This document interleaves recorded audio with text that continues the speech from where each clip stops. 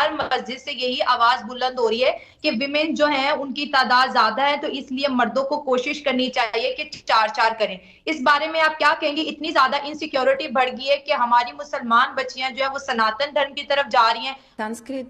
मैंने संस्कृत 2 साल पढ़ाई की। पॉइंट मीडिया के आगे यही रख रही हैं कि 4 शादियों से बचने के लिए हम सनातन धर्म अपना रहे हैं।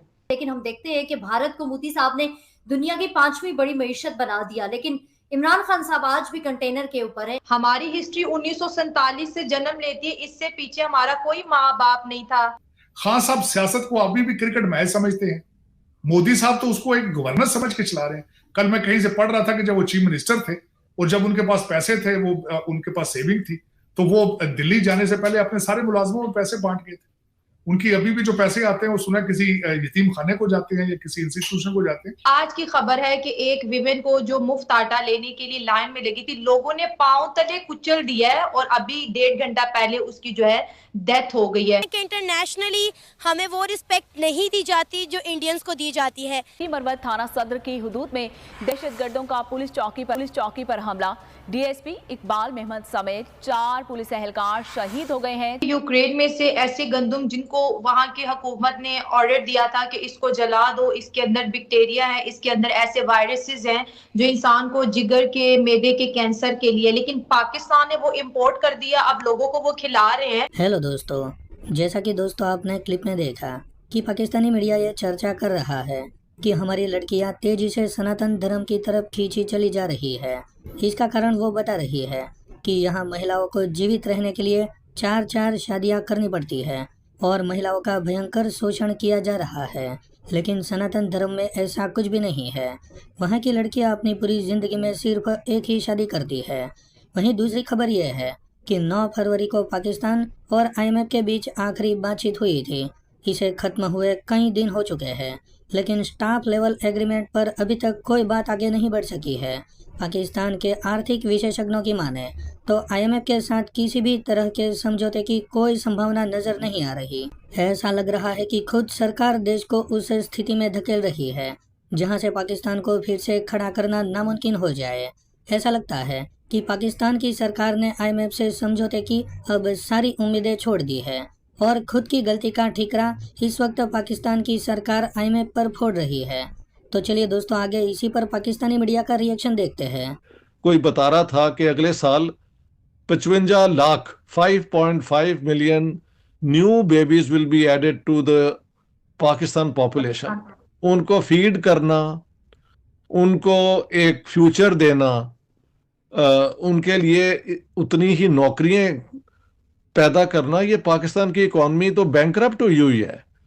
तो मैं समझता हूं कि पाकिस्तान इस वक्त अपने सबसे नाजुक फेज में है, क्योंकि अगर अब पॉलिसीज इन्होंने ना चेंज की तो पाकिस्तान का एक I hope it never happens, लेकिन नामुमकिन तो सियासत में कुछ भी नहीं है। पाकिस्तान डिसइंटीग्रेट भी हो सकता है, but I am not one in favour of it. अगर सियासी आपकी कुव्वतें, आपके लीडर, आपकी इस्टेब्लिशमेंट उसका ख्याल नहीं रख सकती, तो आप और मैं तो सिर्फ ऑब्जर्वर्स हैं ना, और कमेंट करते हैं। ठीक है, कह रहे डॉक्टर साहब, आपने ओवर पॉपुलेशन की बात की। अगर हम इंडिया की बात करें तो वहां पर भी इसको बहुत ज्यादा लोगों के बीच डिस्कस किया जा रहा है कि हम 2 आगे, हमारे भी 2 होने चाहिए, लेकिन पाकिस्तान की गवर्नमेंट की तरफ से लोगों के अंदर ये अवेयरनेस नहीं पैदा की जा रही। पहले होता था, 10 साल पहले देखे तो गली गली में वहां पे महिलाओं को अवेयरनेस करने के लिए लेडी हेल्थ वर्कर आया करती थी, लेकिन जिस तरह दुनिया मॉडर्न होती जा रही है, हम गारों की तरफ जा रहे हैं, कुछ भी ऐसा ना ऐड चल रहे हैं, ना लोगों को अवेयर किया जा रहा है कि कितने बच्चे हमारे होने चाहिए। लातादाद गिनती है। फैसलाबाद की मैं बात करूं, 1 महीने में 50,000 बेबीज बोर्न हुए हैं वहां पर। तो ये देखे ना, ये इसे कहते हैं कि जो स्टेट होती है ना, स्टेट बनाई किस लिए जाती है? इसलिए कि जो मसले हम अकेले हल नहीं कर सकते, वो इज्तिमाई तौर पे स्टेट लीड करती है उन चीज़ों को। उनमें से फैमिली प्लानिंग भी उसका मॉडर्न स्टेट का हिस्सा है। और पाकिस्तान की कई इस किस्म की जो थी ना प्रोग्रेसिव पॉलिसीज, वो बड़ी देर से ख़त्म हो गई हैं, जब से ये इस्लामाइजेशन पे बहुत जोर हुआ है, और इस्लामाइजेशन के बाद एक्सट्रीमिज्म पे बहुत जोर हुआ है। और मुल्लाओं को इतनी पावर मिल चुकी है कि वो हर एक को ब्लैकमेल करते हैं और लड़कियां खास तौर पे एक ऑब्जेक्ट बन जाती हैं उनकी क्रिटिसिज्म का।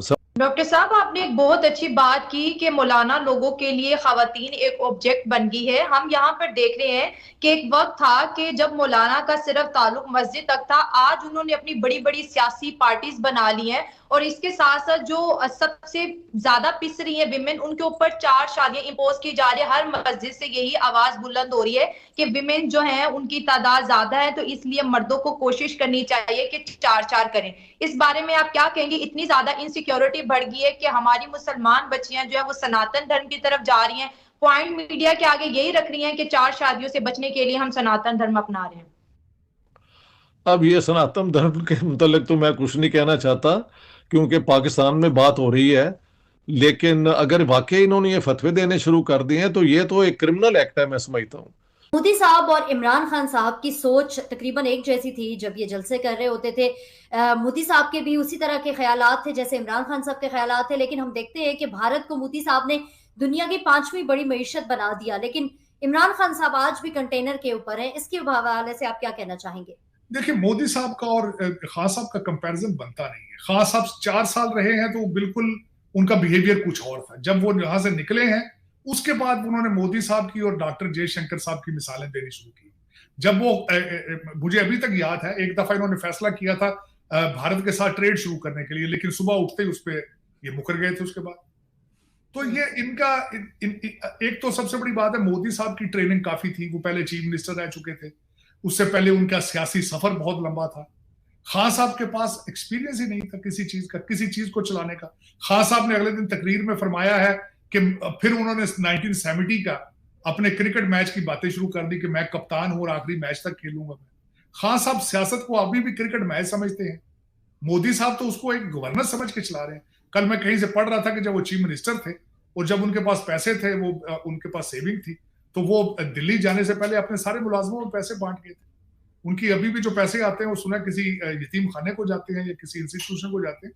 हमारे तो यहाँ पे आपको पता ही है जो हालात चल रहे हैं। अगर देखा जाए, पाकिस्तान को तो लीडरशिप का फुकदान है, कौमें लीडरशिप से बनती है। वो वहां उनकी सबसे बड़ी, और ना सिर्फ मैं मोदी साहब की बात करूंगा, उनके पास सिंसियर लीडरशिप मौजूद है। इससे पहले नरसिम्हा राव देखें, मोरारजी देसाई देखें, मनमोहन सिंह साहब को देखें, उनकी डेडिकेशन से उनके कपड़े देखें, गुफ्तार देखें, और अभी तक भारत के अंदर बैठे हैं। वो भाग के लंदन नहीं जाते, उनकी प्रॉपर्टियां लंदन में नहीं है। देख ले, आज कांग्रेस वाले भी, चाहे वो जो गांधी है, सारे पाकिस्तान, सारे भारत के अंदर मौजूद है, चैलेंज कर रहे हैं उनकी करप्शन को। लेकिन हमारे तो फौरन भाग के चले जाते हैं क्योंकि इनके बच्चे सारे, इंक्लूडिंग खान साहब के बच्चे, लंदन में बैठे हैं, और दूसरा पिछला प्राइम मिनिस्टर या फ्यूचर प्राइम, वो तो वैसे ही लंदन में बैठे हैं। आप तो लंदन बेस हो सारे लोग, आपके तो आपकी किस्मत के फैसले तो लंदन में होते हैं, इस्लामाबाद में तो नहीं होते।